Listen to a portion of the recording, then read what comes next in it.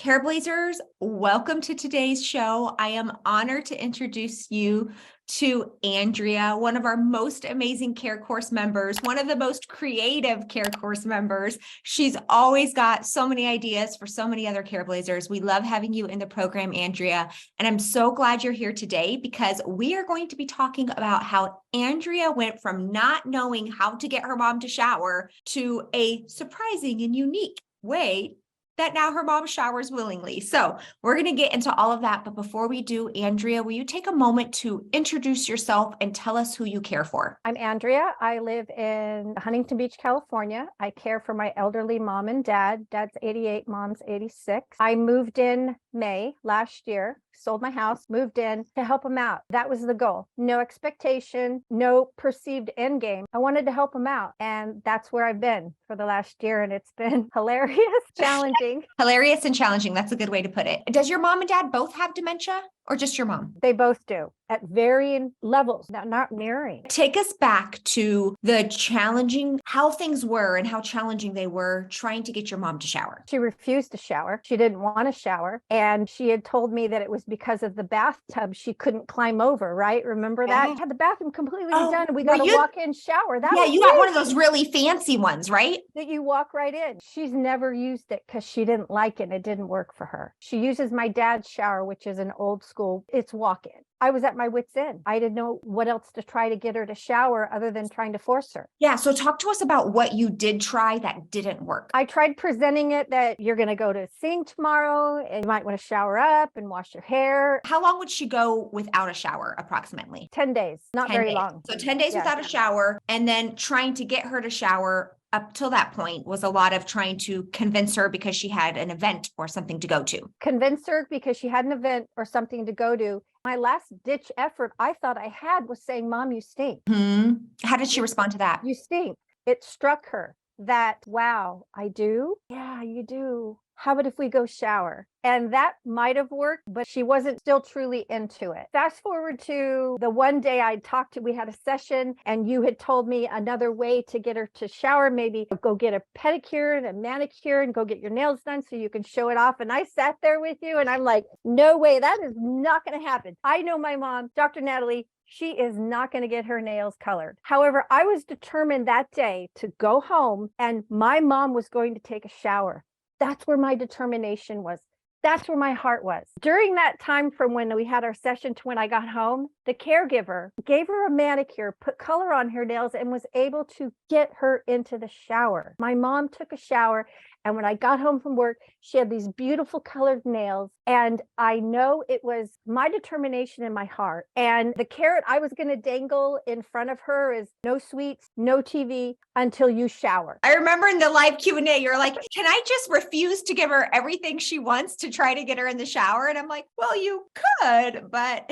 Right. I didn't have to do that. My heart and my intention was there. I said that out to the universe and it happened. Yes. Okay. So I want to talk about this because this is huge. And this is so important. I think so many caregivers in the world can benefit from. You've known your mom for decades, right? For your whole life, you've known your mom. Now, how many times do you remember your mom going to get a manicure and getting her nails painted? Never. Never. That's right. So when I said this idea about getting the nails done, and when Andrea mentions manicure, she's not saying go to the salon. It's like literally you could like soak their hands and paint their nails. So when I mentioned this, you immediately have a reaction like there is no way, right? But she was open to it. And I think this is one of the biggest lessons any caregiver could be open to receiving is that sometimes our history with our loved ones, the decades we've known them, what we know they like, what they don't like, what they've never been into, is sometimes closes us off to possibility. But you allowed yourself to be open to possibility. Somehow, miraculously, things aligned and the caregiver decided to paint her nails for the first time ever. Yes. And your mom loved it. Loved it. She sings in Threshold Choir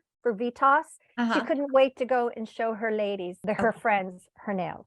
How does her getting a manicure, getting her nails done, translate to her taking a shower? I don't know. How do you use it in getting her to take a shower? How do you use this method to encourage her to take a shower? What do you do and what do you say? See, that's the problem. That's the fluke thing. I haven't had to say that. I haven't had the tie the two together. They just seem to happen naturally. Now she's not resisting the showers at all, really, since getting the nails done. Yes. So it's not even an issue of you trying to convince her or argue with her anymore. No. Which is lovely. So now can you explain, does she just go and get in the shower on her own? How do you and the caregiver prompt that it's shower time? What do you say? What do you do? I don't know specifically the bridge between getting clean and I believe her identifying with being clean as well as her nails being clean.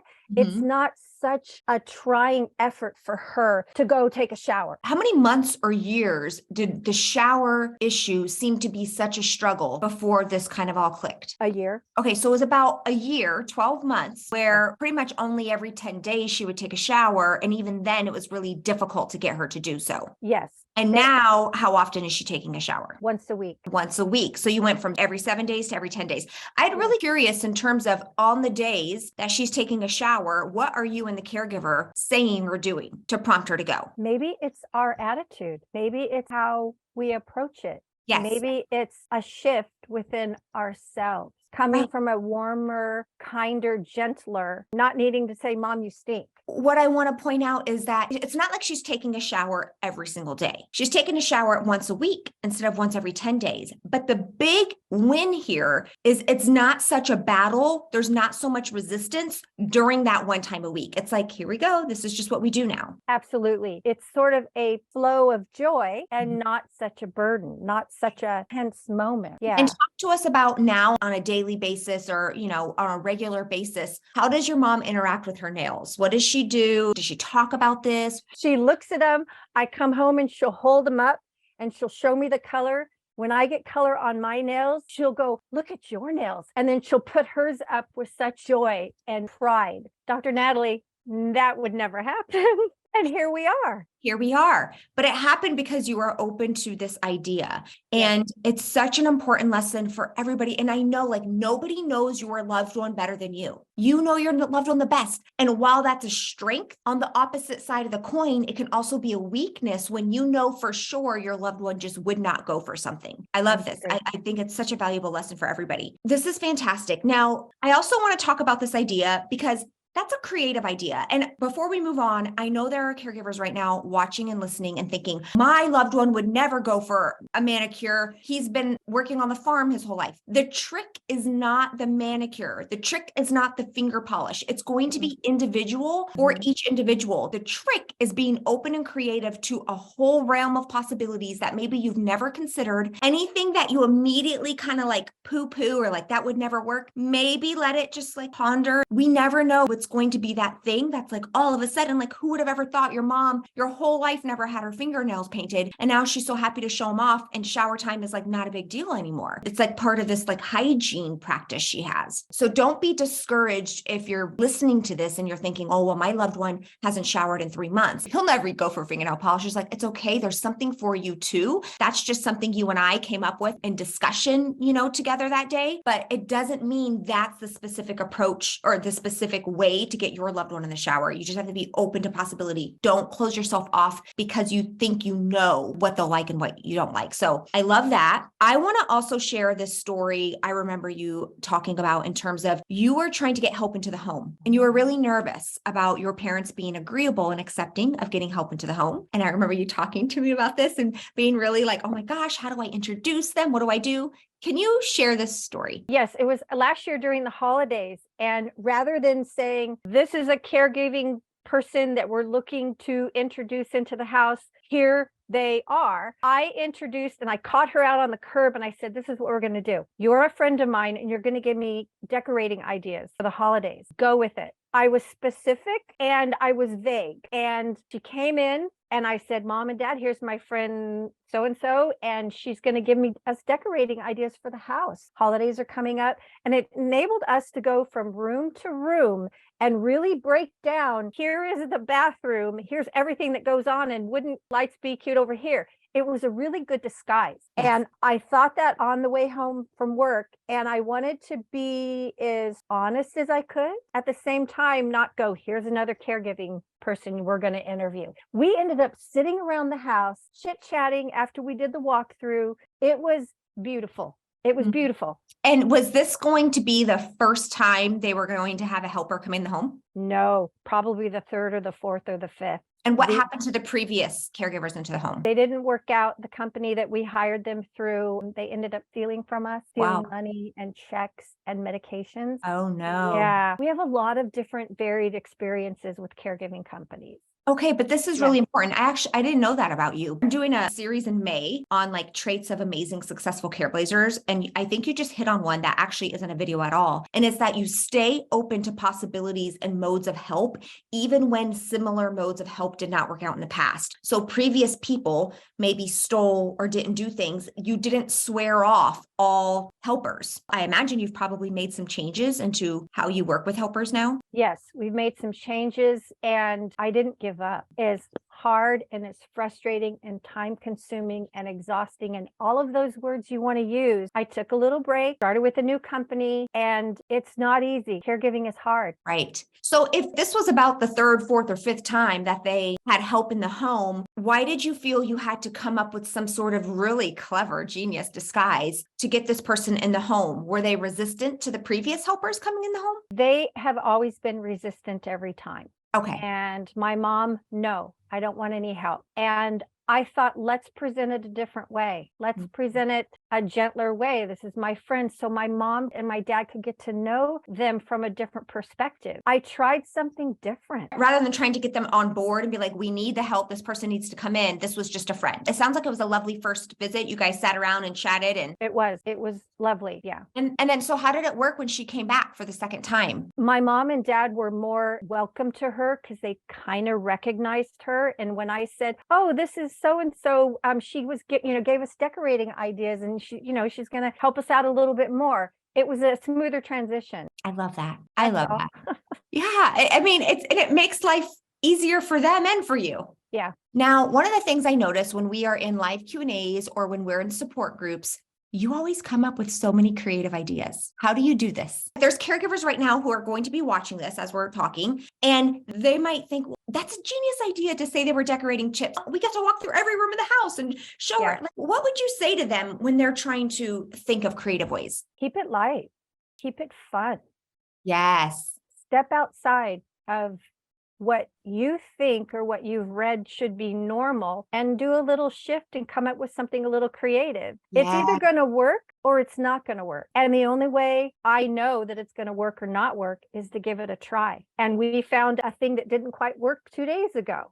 And my brother and I talked and we're like, all right, we gave it a try. It didn't work. It was about going to bed, nighttime going to bed. We're now going to shift a little bit and try something different. You don't know until you try. Yeah, it seems like, how do you keep such a upbeat, positive perspective on this? Because you just said, like, make it light, try something. If it doesn't work, okay, well, now we're just going to talk and try something again. Hope is, to me, not giving up, purely, not getting beat down, not telling myself stories that aren't true. Solve what I know. What do I know? Solve for that and make little shifts here and there. And if it didn't work today, try it tomorrow. And my mom got nail polish on her nails. I don't know what else to say except keep it light, keep it fun, have fun with it. I don't know what else to say. And these clever things that I bring up in the sessions, I do those. I just don't say them just because they're funny. Those little things work. Attitude you bring sometimes can really make a difference, even in the really hard times. It's not like caregiving is such a breeze for you because you have clever ideas. There are still hard times, but when those hard times happen, you don't let it stop you. Take a break, you go outside, you do what you need to do, and then you get back to it. Bury my head in the pillow, have a good cry. And I haven't had to bury my head in the pillow and have a good cry in about 4 or 5 months. Thank you to Careblazers. Wow. No, I get my mind in order. I use the practices of Careblazers. I am not kidding. Well, and that's another thing. It's like you could be in a program. It could not change your life at all. But the reason why it's changing your life is because you're in the program, but you're actually applying it and you're doing it. You're taking it seriously. And there's a lot of people, and I mean, this applies to all kinds of things in life. You could buy a gym membership. It doesn't mean you're going to get in shape. You have to go and you have to use it. And you're somebody who I've seen over and over. You apply the principles. You think about the teaching. You ask yourself, how can I apply this in my life? You show up whenever you're able to show up, sometimes even at work. Can we talk about that a little bit? You are still working and you have 2 parents with dementia. Yes. And I was working 21 miles from home, and I realized I needed to make a change. And I changed positions with my company. I'm 3 miles from my job. Wow. I made that change. I knew I needed to make a shift to be able to show up better and more refreshed and less stressed in my own personal life.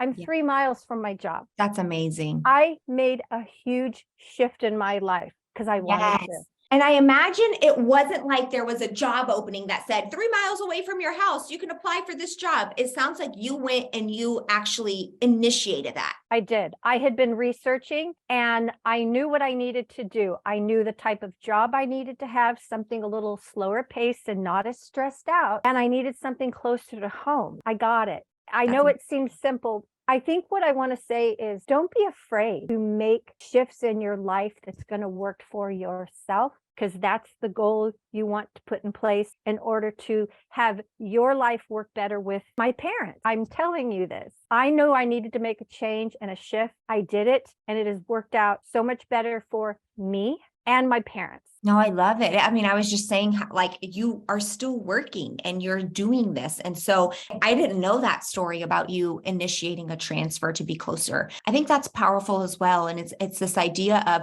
let's take control over what we can control. And even if the answer was no, well, it was going to be no if you never asked anyway. So you might be surprised. In fact, I did an interview recently with Mary, and she was saying how she was just so shocked when she started opening her mouth and like letting people know what was going on in her life and asking for help. She had a neighbor in her same building that was a nurse. And so when her husband went to hospice and she was like getting a little bit nervous for his vitals, like she started to come over and help her, like make sure she was giving him the medicine the right way. Those beautiful, beautiful things that came about that she had been living in this building for how long and never even had much interaction with this person. But like once you open yourself up, say, what can I control? Who can I ask? What's available to me? And again, it's so easy to say, well, nobody wants to help, or I have no family, or nobody's nearby. But just like you're saying, and just like Mary's saying, she's like, do you have a neighbor? The person who walks the dog?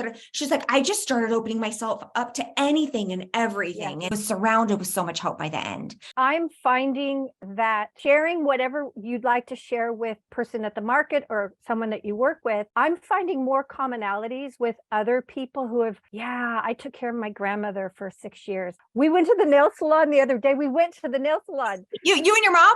Yes, and my dad. It was hilarious. This was Sunday. And my mom had to get the gels removed off her nails. And it was hard because each step of the way, my mom was going, I don't know, why are you doing this to my nails? And I says, Mom, it's going to soften your nails. It's going to make them more moist, which was a lie. I was in the salon. It was very disruptive.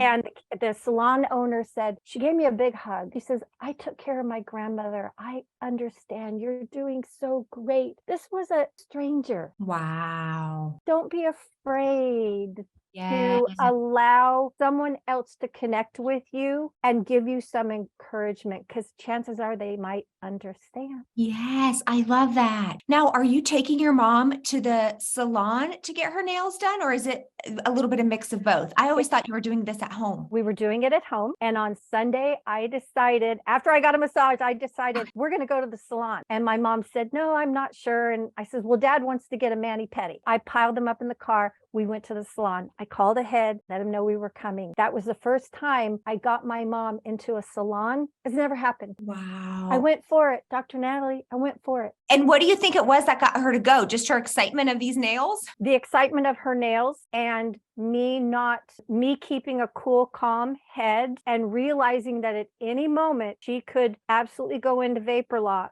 And we got to change plans. Yeah. It also sounds like it was helpful for her too, when you said it was for your dad, like for her husband, she was a little bit more willing to go. They sat across from the salon and my dad's like, hey, my mom's like, hey, it was so cute. For anybody listening, if you just let this sink in and do not get distracted with I can't afford to go to the salon, or my loved one doesn't like nails, or I don't have a brother. Don't get distracted by any of that. The message is stay open to all of the possibilities. Even if you are convinced convinced, like Andrea was with me, stay open. You just never, ever know. And it might not be the first idea. It might not even be the second idea, but maybe the third, maybe the fourth. When we close ourselves off to ideas so quickly, we might be closing ourselves off to the very thing that you have no idea your loved one would actually be ecstatic to try or do. I have to agree. And during the visit at the nail salon on Sunday, there were moments where I thought, is this the moment that I pull the plug? Is this the moment that I get her up and leave? I didn't. I stayed with it. And I'm like, Mom, oh, look how cute your nails are looking. And oh,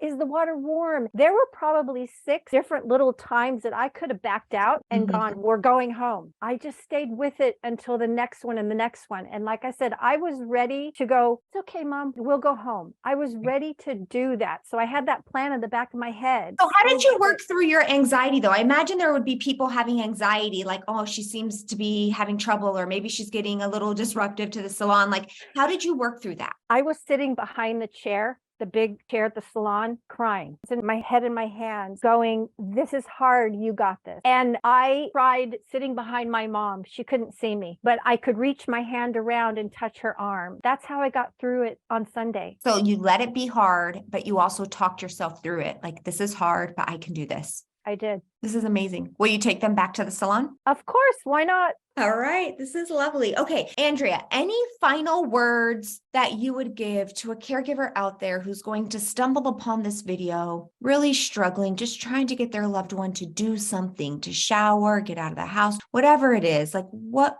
words would you tell them? I would say, give it a try. You can think about it, talk about it, dream about it, play it out in your head. And until you take an action to try it, you're not going to know. You're not going to know. I've done the examples that you've set. When my mom wanted to go home, she's panicking. I get home from work. We took a drive. We got in the car and took a drive. And exactly what you had said, it could happen that when we loop back around, my mom recognized the house. Do it. Give it a try. That's what you're really good at, giving it a try. I love it. Well, Andrea, thank you so much for sharing your input, your creativity, your love, your help with all of us here. I am so honored to have you inside of the Care course and to call you one of our Careblazers. And I'm so happy that you were able to come on and share this with everybody today. It's hard because there's a lot of Careblazers that they're not in the same situation I'm in. Sometimes I think I need to dial it back a little bit and not be so positive, because some people are really having a heck of a time. I want to help them find that little shift, or find the humor, and find something, and try the nail polish. That's all. Thank you so much. Bye. Also, Nico gets a belly rub for every person who subscribes from this video. So if you haven't already, click the red subscribe button. It's totally free. And Nico says, thank you very much.